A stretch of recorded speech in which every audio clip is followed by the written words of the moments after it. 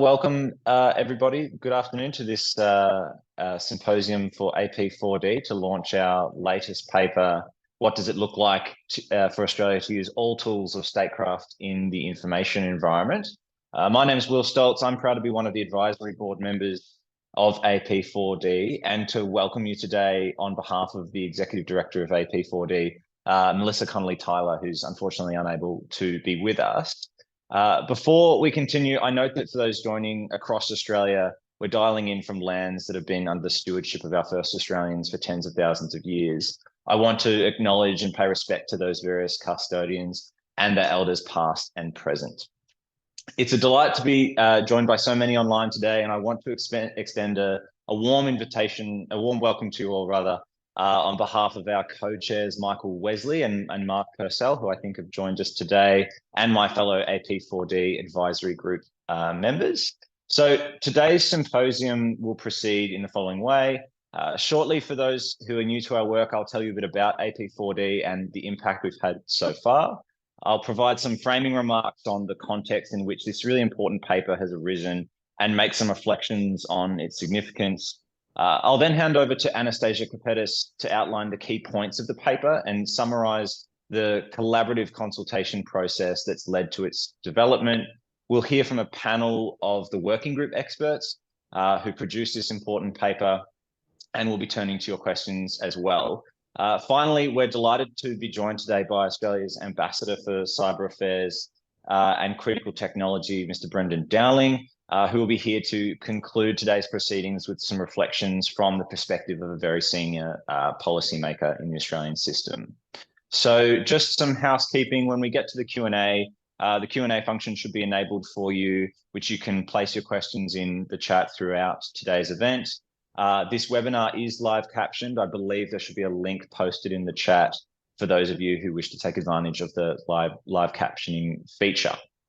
So a bit about AP4D. So for those of you who are new to our work, AP4D brings together experts from the international policy communities and combines their skills and expertise to achieve new insights, to develop new ideas and promote strategic collaboration around shared interests. Rather than seek to solely build up pillars of expertise solely within our organization, AP4D seeks to exercise a convening power to draw together various camps of knowledge and experience to leverage a wider community of expertise in Australia and our region. AP4D was founded in 2021 by co-conveners Bridie Rice and Richard Moore in recognition that in a more difficult and complex world, Australia needs to respect, resource, and better coordinate all the tools of statecraft that we have available to us.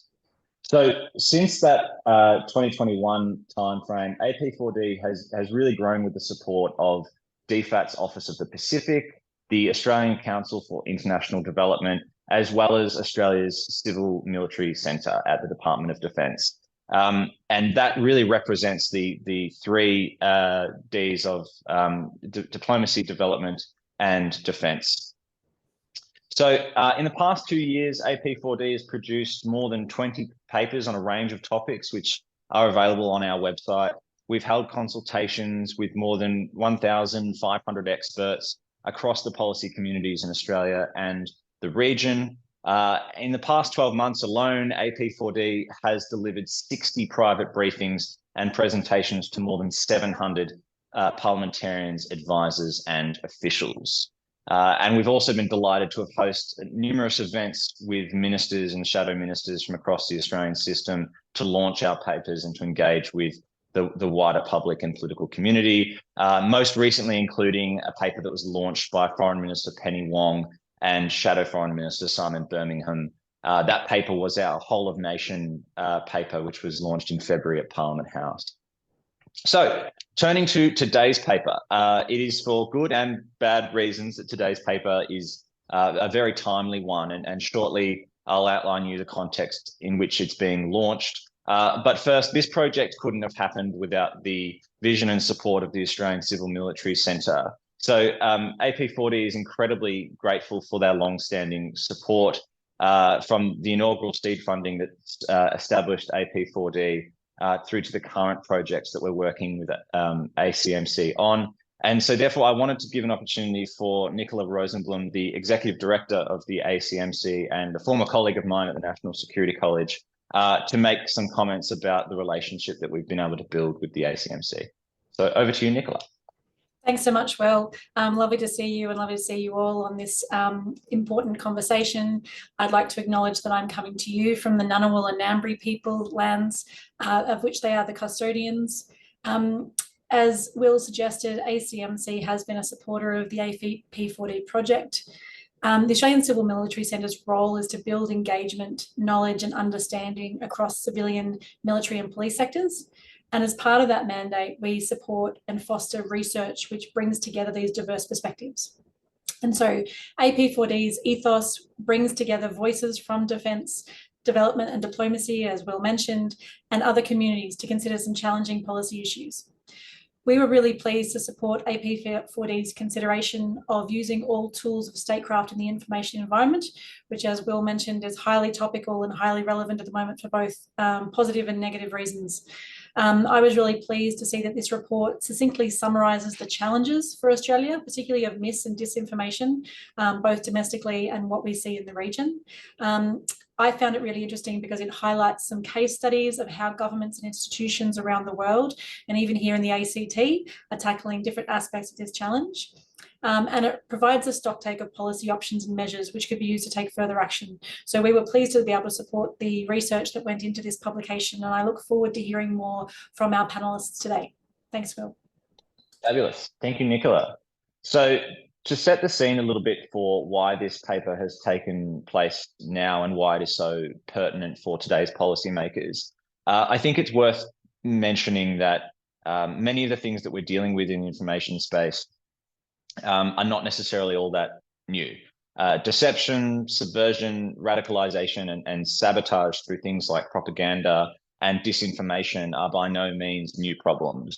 And liberal democracies have had to be dealing with the threat of malicious information operations for a very long time, and always balancing responses to those malicious activities against fundamental values and institutions, particularly needs to protecting free speech. So what's happened recently that makes this paper so pertinent? Well, what has changed is that there's been the rise of technology that can generate content rapidly, as well as social media platforms that drive the broadcast, as well as the targeting, narrowcasting of unvetted information. These two factors combined have lowered the barrier of entry and potential costs for malicious actors wishing to engage in malicious information operations. Now, add to this that we're living through geopolitical events that are generating massive incentives for state and non-state actors to engage in malicious information operations against Australia and our partners. So whether it be Chinese and Russian electoral interference, terrorist and extremist groups driving radicalization, or foreign intelligence services sowing discord, Australia is dealing with a digital information environment that has become highly unpermissive to truth and social cohesion. Really, not since the Cold War has Australia faced so diverse a range of state and non-state actors who have had the means and motivation to engage in malicious information operations against us.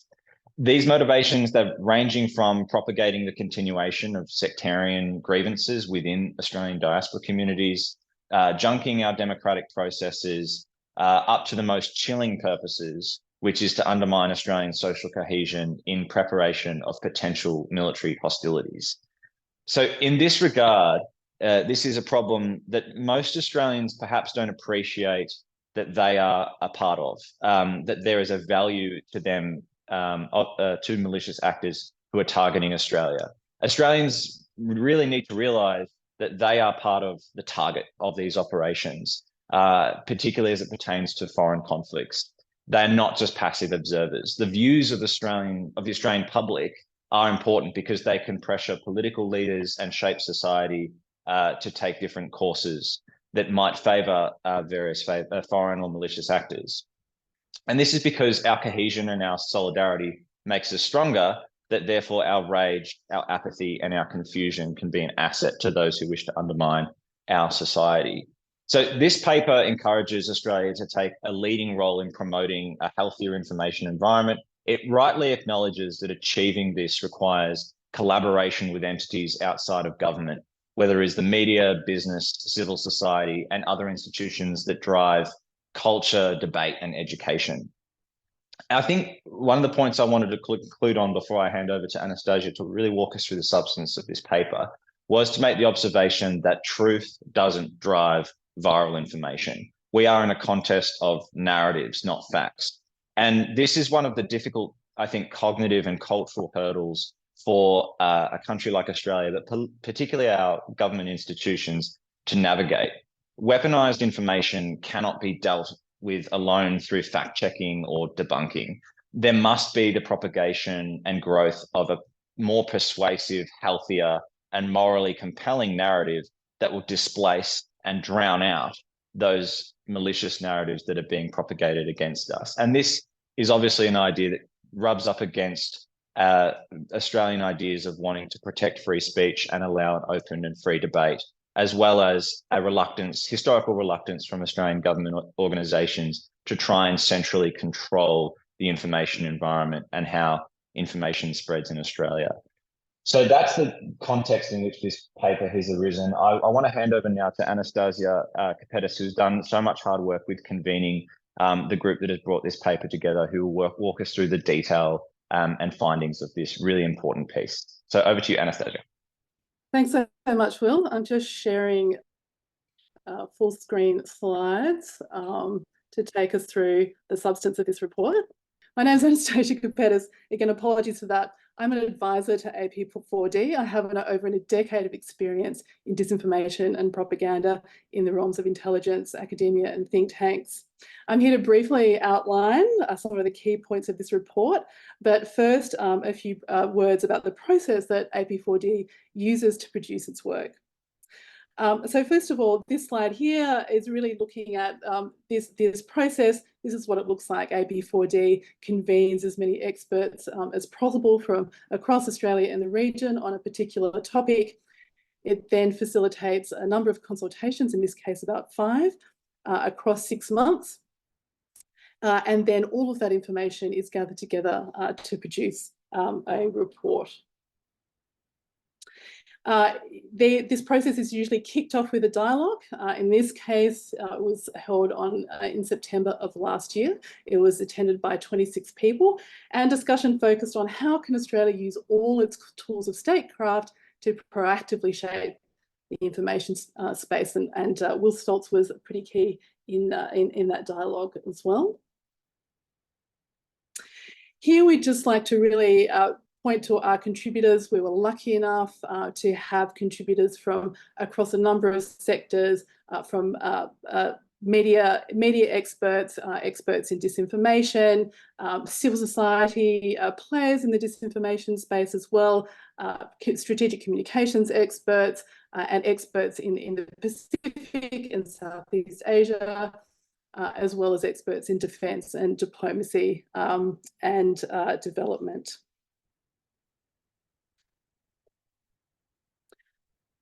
So again, why it matters, this slide here shows excerpts from some of Australia's major strategic documents. And as you can see here, the Australian government has had the information space and harms in the information environment on its radar for quite some time.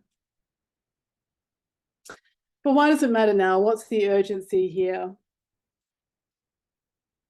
So awareness of threats is one thing. What to do about these complex threats is quite another.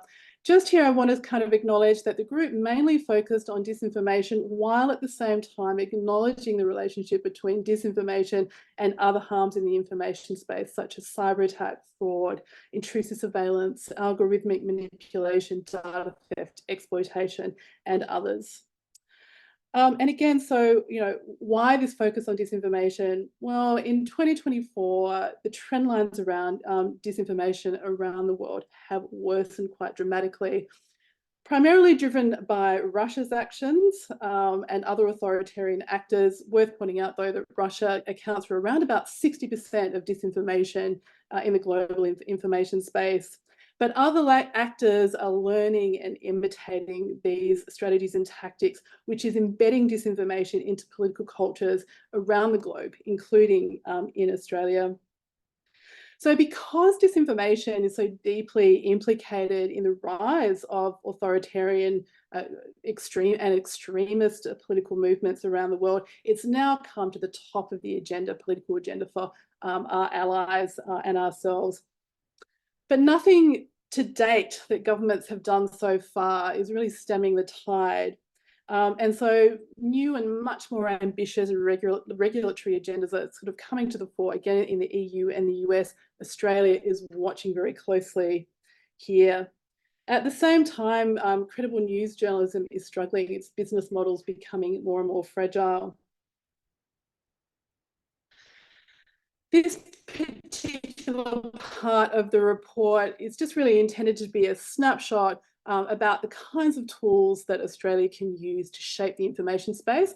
And on the other side here, the key actors and stakeholders are looking at the complexity of these, but also so that government can kind of quickly see who can we look to form coalitions for action, to target for legislation, etc.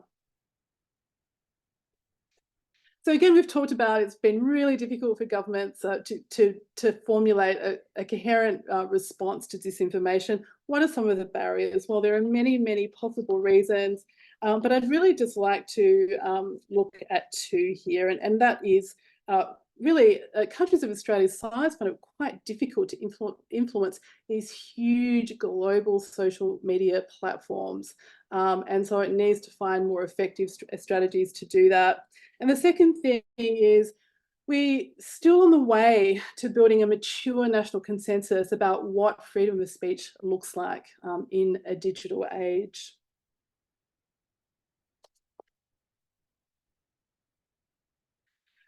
So in terms of what does an objective look like for Australia? So really the group discussion was really Australia shouldn't just have a negative vision of the information space defined by what we're afraid of, just by threats. But what do we really want this to look like, and how do we put together a more positive vision for what the nation wants in relation to security, prosperity, sovereignty, rule of law, human rights, and other freedoms? And how do we encourage an information space that really supports those extremely important public goods? And so in further discussion about the kind of vision for Australia, one is that Australia becomes known globally for being an enthusiastic and effective promoter of a healthy information space across the world, and of course in our region. The second thing is that Australia develops a comprehensive legislative framework around harms in the information space, recognising the interconnectedness of all of these different harms. Australia also takes a leading role in supporting credible news here domestically, but also in our region. And also the vision recognises that Australia will need a whole of government effort in pursuit of making a healthy information space a reality. So here are some of the ways and means which the group came up with to support this vision. So the first thing was the creation of a national body for the information space. And that was really about bringing together all of the good bits of work that are being done across government into one place so that everyone has a visibility of what is being done. And this also means that such a group would identify and preempt emerging problems in the information space, and again provide a place to draw in expertise from industry, civil society, from researchers, and from citizens in this space. The other key point of action was to really strengthen regulation and oversight of social media and other kinds of platforms. Really focusing here on some of the key business model aspects as well. So here we're looking at algorithmic regulation, third-party data brokering. And here was also, we discussed that it was really important to try and align with efforts in the EU and the US, just because of the concentration of power of these companies, their ability to leverage across jurisdictions. The second element of this was the civil society element. And so the group thought it was incredibly important for Australia to develop and implement a really comprehensive long-term public literacy and information campaign that's based on democratic values. One of the things that needs to be included here is an idea that digital literacy needs to be started as early as possible in terms of education. It needs to contain an element of material that is aimed to prevent radicalisation, online radicalisation, a lot more support for survivors of online hate, and special consideration for women who are a group that is so targeted online. The second civil society plank here is, of course, that urgent support for a strong and diverse public interest journalism sector. And the last element to talk about here is the foreign policy dimension of this. So in particular, looking at our neighbourhood in the Pacific, the information environment in that part of the world is dire. The Pacific is awash with disinformation, and there is almost no capacity to deal with that onslaught. Also, in terms of independent news media that can provide some counter information, it is in trouble. And with our experts convey very strongly to us that with no intervention, with no support, there may be no credible news media left in the region within the decade.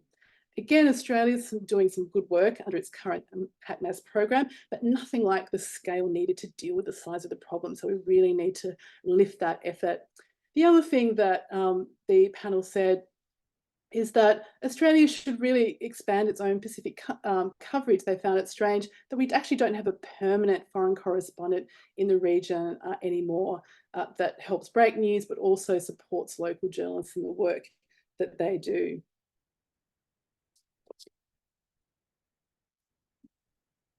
So that's just some highlights from the paper, and that is very much enough for me now. So I would just encourage people to read the entire thing, obviously, but today I'd like to kick off our panel discussion. After the panel discussion, we'll have some time for Q&A, so please start thinking about your questions, and please put your questions in the Q&A function down below, and we'll try and respond to as many of them as possible. Just stop screen sharing there. Okay, just to introduce our panel, I'd like to firstly introduce Chris Zappone. He is the digital foreign editor at The Age and the Sydney Morning Herald.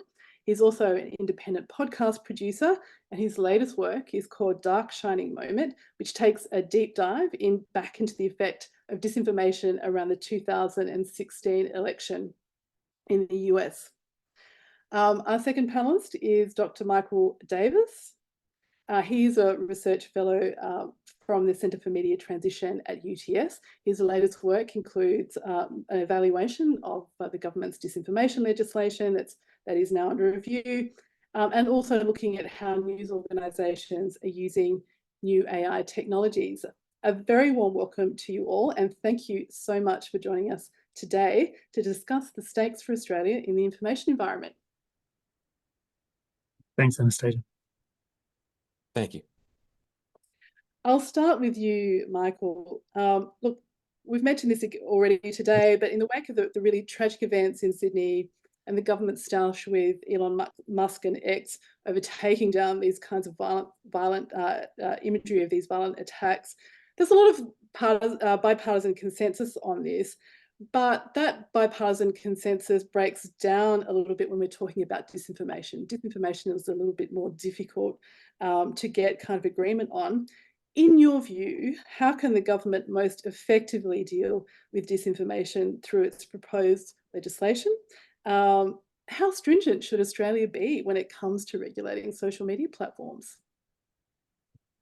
Yes, as you note, Anastasia, it's a very fraught area of policy. I think it's, and it's interesting to see how the barometer changes, I guess, as we see events like the Bondi stabbings occurring, and it's certainly a change from what we saw in when the consultation draft was released, the exposure draft was released last year, where there was quite a bit of disagreement in Parliament and in the media as well about whether the government's approach was the best one to take. I think it's clear to everybody that there is a problem with certain kinds of online content, some of which have been addressed through existing legislation, but misinformation is a problem and can lead to real-world harms. It can lead to all sorts of problems with social cohesion, with degradation of the public sphere and public discourse and political discourse and so on. But of course, as you note, it's particularly fraught because it's more than other areas of online content. It really does rub up against questions of freedom of expression, free speech, and so on. And I mean, it was interesting in the wake of the Bondi stabbings to see a little bit of confusion or conflation really about what is misinformation, what is hate speech, and this is natural because there is no clear line between these different problems. One often runs into the other, and I think that's a key aspect that the government needs to get a hold of in its policy approach and its regulatory approach to the problem. And I think partly that involves the kind of recognition of, the broadness of the problems that we're dealing with, the range of different actors that we're dealing with. And while social media is part of that problem and digital platforms are part of that problem, we're not going to solve the problem just through social media regulation. That said, I think accountability for social media platforms is something that is really being missing, and that is what the government is aiming at with legislation. And I think that's the right way to go. I think it would be very useful actually to have perhaps a more holistic regulatory approach that deals with digital platform accountability across the board. Transparency requirements, answerability for content moderation, decision making, that kind of thing that goes beyond misinformation but addresses other online harms as well. And then perhaps a code of practice could sit underneath that to address particular problems. So I think there's a danger here that a lot of the public commentary from experts as well, when the exposure draft was released, was that the definitions here are too vague. That they need to be precise if we're going to empower a regulator to enforce social media platform policies and decision making. And I actually think that's the wrong way to go. I think we need to take a broad approach. We need to be fluid and kind of loose with the scope of the legislation, to enable it to cover that, all these problems in a holistic way. And of course, that raises the kind of specter of, giving too much power to the regulator, and that's what a lot of the commentary focused on. And I do think that is a real problem. And what the current approach does in the bill is it links the scope of government power or regulator power, ACMA power, to the same scope of platform accountability in the bill. So by defining misinformation and disinformation in a particular way, as false and misleading content that leads to certain harms, and serious harms, that there's a serious harm threshold. But by linking both the accountability mechanisms in the legislation and ACMA powers in the legislation to that same scope, you find that every time we want to maximize platform accountability, we're increasing the power of the regulator. And if we want to restrict the power of the regulator, then we're also diminishing platform accountability. So what we need to do is focus on platform accountability in the regulation, in the legislation, and have a very well-defined set of regulator powers to avoid unreasonable impingement on freedom of expression.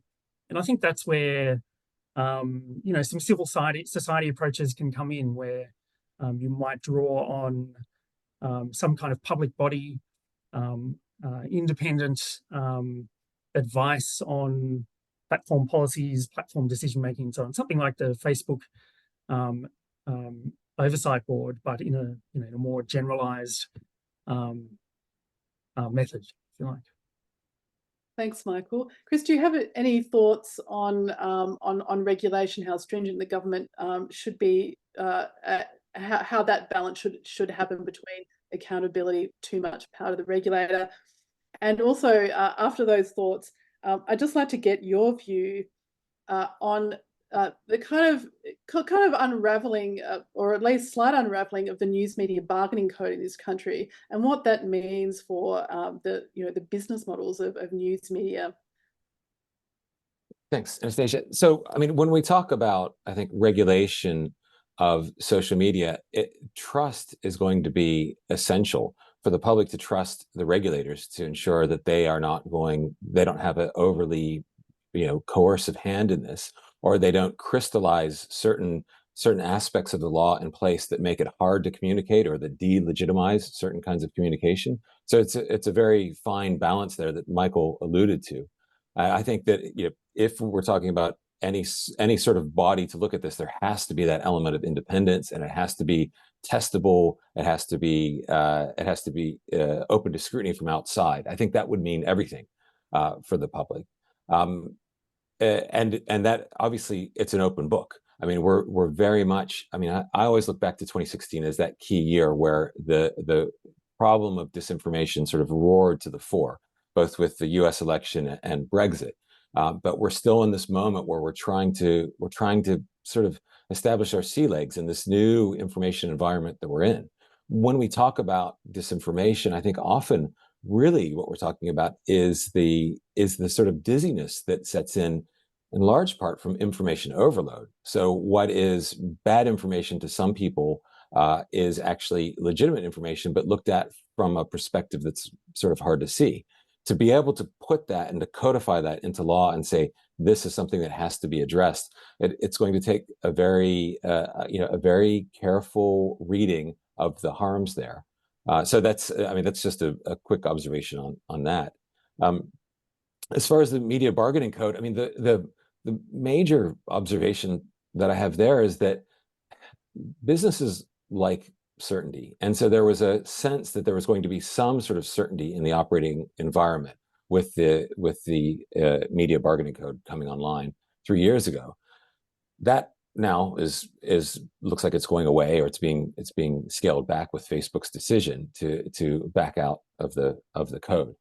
And in its place, I think the good news is that it's only been around, and it's such a short amount of time, that the executives and those decision makers in the media environment can remember what it was like before. I think it would be very hard if there was a 10-year span between the code coming into place and then Facebook backing out. That could create a real sense of crisis for the industry. Instead, I think the industry is going to be forced back into the position that it has been, in the past decade, or past couple of decades, which is it's going to have to continue to experiment, to look for new models, to look for new ways to find the demand for credible news. And that, I think, is the heart of it. How do you establish demand for credible news in a time when people have so many choices? I think that really is the takeaway from what we've seen on the local level with Facebook. The bigger issue, and for me, watching the media bargaining code come together, watching the debate around it, my one sort of aspiration was, it got into the issue of who is the legitimate power in this place. And the fact of the matter is the government in Australia is democratically elected. The executives in Silicon Valley aren't, and yet they have created this new space, and then seized this power. So it's sort of, excuse the pun, but it's sort of a meta narrative about, well, who's really the final say in the space? And I personally think that a democratically elected government should have final say there. So I am a little bit disheartened to see Facebook pull back, but obviously it's not just happening in Australia. This is happening in other parts of the world. So this contest and this debate continues. What can the government do, Chris, to support news? I mean, what kinds of mechanisms can it support news through, taxation, other kinds of regulatory nudges? Look, I mean, it's one of those things where, I mean, what you want to do is create, and this gets away from the issues of institutions and networks and much more into the political culture of a country. You want to create the demand for truthful information and understand that you need that truthful information, factual information, in order for a liberal democratic system to work. So that probably is happening at many different levels if you want to do that effectively. It's happening in school, it's happening in education, it's happening in society. And then at the media level, I mean, is it possible that the government would look at ways to stimulate demand by perhaps, I mean, and this is just my own observation. This is nothing from my employer by no means, but I mean, could they give tax incentives so that people could take out subscriptions to credible media? And obviously the criteria for this would be open, so it wouldn't just be locked up to a couple core players. Could they do this to stimulate demand so that there was plentiful a requirement for the services of credible news gathering organizations? I mean, that would be something that's sort of a possibility, but there would have to be political will for it, and obviously it would be subject to the same debate we're seeing about, well, what's the legitimate news source? What's the legitimate facts? What's a legitimate line of questioning and reasoning, and the culture around that? And that again can be made difficult by our sort of decentered environment that's been created by social media. Thanks, Chris. I've got time just to go into one more issue before we go to Q&A. So if you haven't put up a question, I encourage you to do that. Question for both of you. How can Australia best position itself to be a proactive partner for our region in the information space? Given the huge problems that our region, both to the north and in the Pacific, have with disinformation at the moment, and how highly destabilising that is to polities there.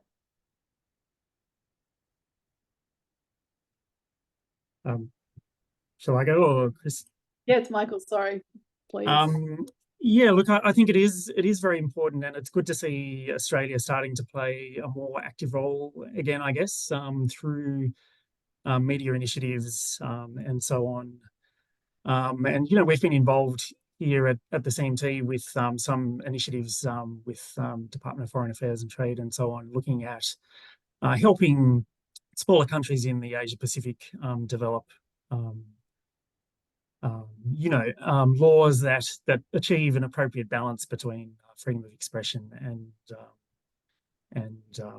accountability for misinformation on the part of social media platforms and so on. And unfortunately, it can be very tempting for some governments to enact legislation that is overly restrictive on freedom of speech and on media freedom, and that certainly happened in a couple of cases in the region where fake news laws or false news laws are used really as a way to curb political opposition. So I think it's important that Australia continues to play that role, a diplomatic role, in encouraging its our friendly neighbours to develop appropriate legislation. And also this involves the promotion of quality media, as Chris was just talking about as well, and looking at encouraging quality media coverage and public interest journalism. And I think that's there's a role for Australia there in promoting that overseas. And of course, I think another way that Australia can lead in this area is by setting a good example. And so I do think it's important that, although it's difficult and a fraught area, as we discussed earlier, that Australia does, take a reasonable approach to its own misinformation legislation and other online harms legislation that doesn't unreasonably burden freedom of expression and other rights. And I think,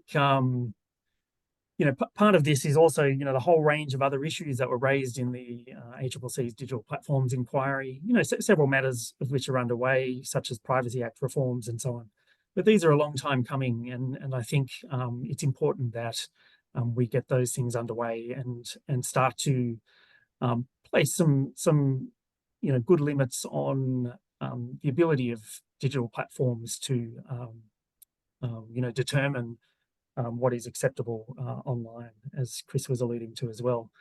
It's much more important that the government takes a strong role and a publicly legitimate role in setting the boundaries of platform power. Thanks, Michael. Chris, do you have any thoughts? But just that I think Australia could really take a role in setting up the kind of the culture and institution that's needed to support media throughout the region. I mean, I think that's something that that Australia could have because there's obviously there's a historical connection, there's a geographical connection. There isn't a sense that Australia is is a outside power that's trying to nudge its way in. I think that all of that could be built upon if the government would recognize that obviously this is the information age and they need to get the information environment right also for their neighbors. I mean, historically it's a trusted partner, and that's something that could be expanded on. I mean, they do this in other areas of infrastructure building. What about building the infrastructure of the information environment through person-to-person exchanges, through educational grants, through learning tours, and even mentoring sort of newsrooms in the region? That could all be done with the help of the government as the convening power. So it's not about saying you should be pushing this particular angle to this particular newsroom. It's more, as Michael said, through setting the example. And that's an area where I think, the more we move into this, the 21st century, and the more it's clear that it is the information age, the more clear it will be that we need to ensure that our neighbors share a lot of the same values that we do in terms of the liberal democratic views. Even if it's not a full liberal democracy, they can see the value in what that would be, because obviously there's this larger competition that's going on. So yeah, that's what I would suggest. Thanks, Chris. Look, I'd like to just quickly move on to the Q&A bit of our panel discussion. We've got a couple of questions here, so I'd just like to read out one from Alice Ridge. And she says, I would love to hear more from the panelists about the gendered impacts of misinformation, disinformation, both on women, LGBTQI people, but also how can we address the vulnerability of young men to radicalization? That's a great question, and you can see with the sort of misinformation, the weaponized narratives, that they're incredibly gendered. They're incredibly wrapped up. You mentioned before that Russia accounts for something like 60% of disinformation. When you start to narrow down into some of the things that are being promoted in that region, it is this stark vision of this masculinist, sort of aggressive view of gender towards from male to female, and it is astounding. And even that, I mean, to have conversations about that in our educational system about these gender roles and about having a liberal view of that could be very powerful in undermining the effect of this disinformation. So I mean, it's kind of funny. You pull on a string here and it pulls, it comes in somewhere else. So talking about gender in that way and educating people and having this understanding could be a very powerful inoculation against some of the most corrosive and hateful sorts of narratives that are pushed online.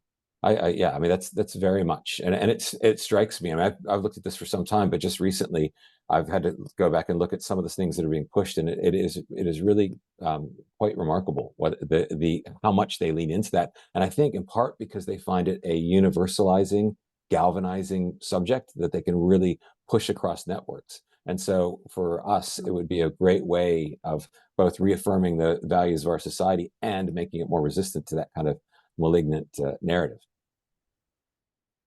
Thanks, Chris. Michael, do you have any thoughts on the gender dimension of this problem? Yeah, I agree that education and inoculation and so on are very important here, particularly in schools. I do think that part of the problem is social media platform algorithms and what they're designed to push. And again, related to that is problem of data privacy, where young males are being targeted with these particular narratives, if you like, when they go on YouTube or other platforms. So I think making digital platforms accountable for what they do there and putting in place some stronger privacy protections will help to address the problem, at least.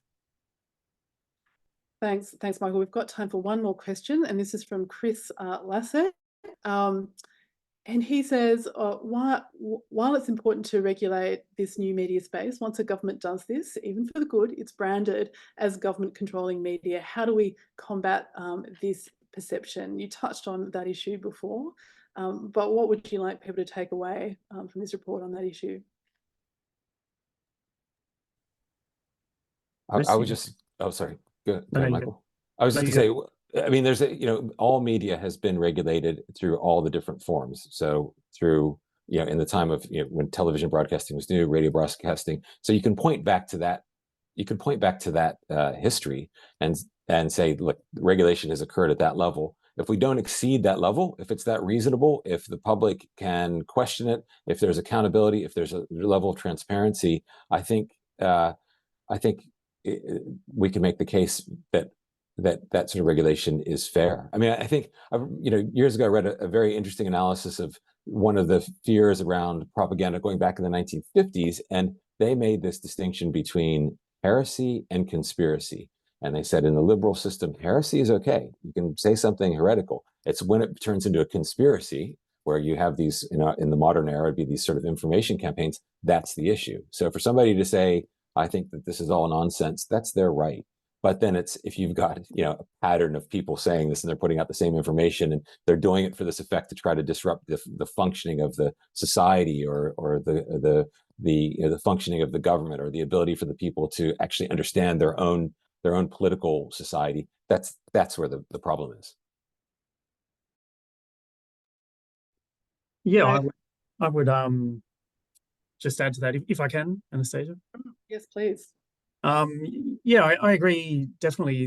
There's a kind of misperception here, or a form of misinformation, if you like, about what freedom of expression is, and that it means completely limitless expression. And of course, that's not the case at all. There's all sorts of laws which already restrict freedom of expression.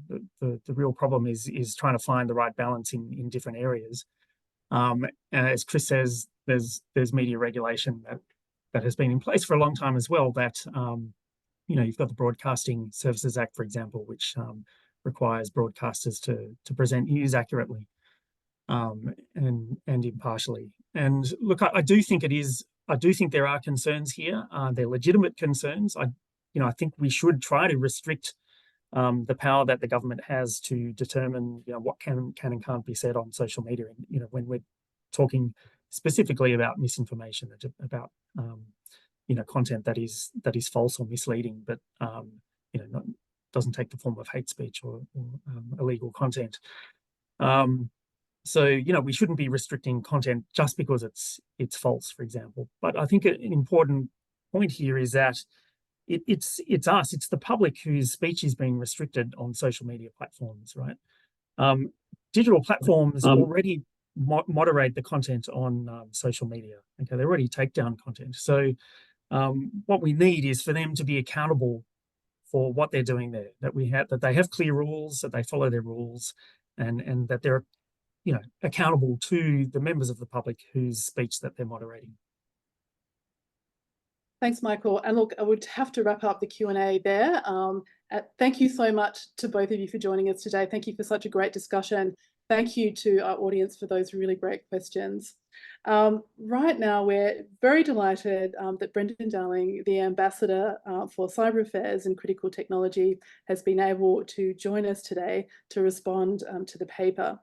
Ambassador Dowling has been generous with his time already, having offered feedback during the work in progress phase of this report early in April.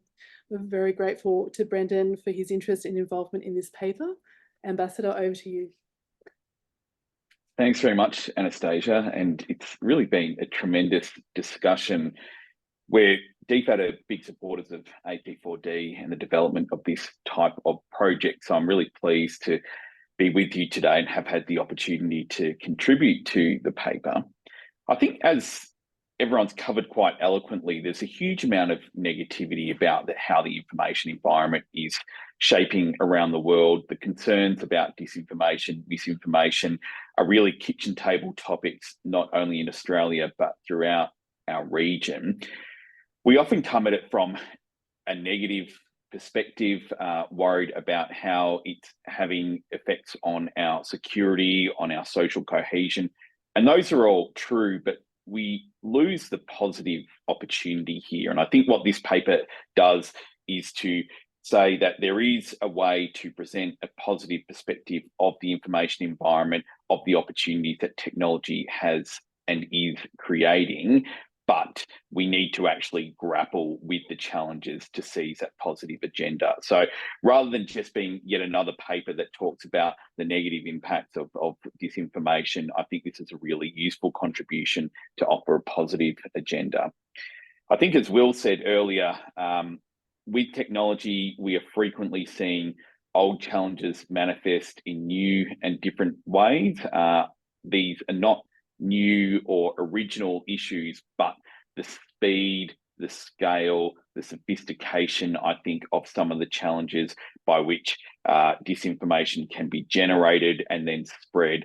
That's what's unprecedented here, not the actual drivers behind the changes to the information environment. I think the challenge for me as a senior government official and as a diplomat is that diplomacy and statecraft are often very traditionalist, are often very slow moving, rely on techniques and approaches that are tried and tested over decades, and is quite slow to grapple with the challenges that you've all just been discussing. Again, I think this paper offers some really positive and useful recommendations, and I think Chris and Michael have just run through some really useful recommendations for how to act as well. A big challenge for us in this region is that there are different perceptions of disinformation. It's frequently raised with me when I engage with countries throughout the Pacific and Southeast Asia, but oftentimes when people are talking about disinformation, what they mean is political speech they don't like. So we need to be very careful about what the responses are, what the tools are. And I think the point about modeling behavior, modeling legislation that says we need a free and trusted information environment that doesn't involve government prescription, that doesn't involve government censorship, that comes into political speech dynamics. I think that's a really important message for us to bear in mind. The key thing for me is that we do engage in this debate. I think as we see the challenges presented by technology in the Pacific, the gender dimension is really crucial. I think women and girls are being subjected to abuse online at rates that are unprecedented. Cybercrime and scams are a big concern around the region. The technology is shaping the security, sovereignty, prosperity, cohesion of countries in our region. That makes it a foreign policy priority for us. So I think we need to be really actively engaging in these types of conversations and putting this at the heart of Australia's foreign policy agenda.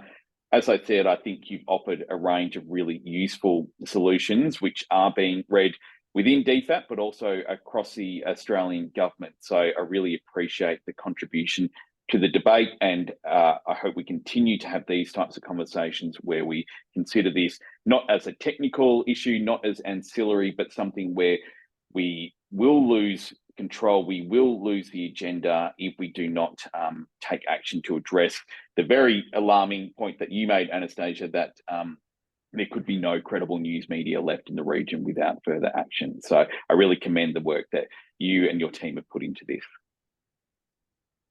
Thank you so much, Ambassador Dowling, for those comments and that response. I'd like to bring the session to a close by also thanking again Will and Nicola, and of course our distinguished panelists.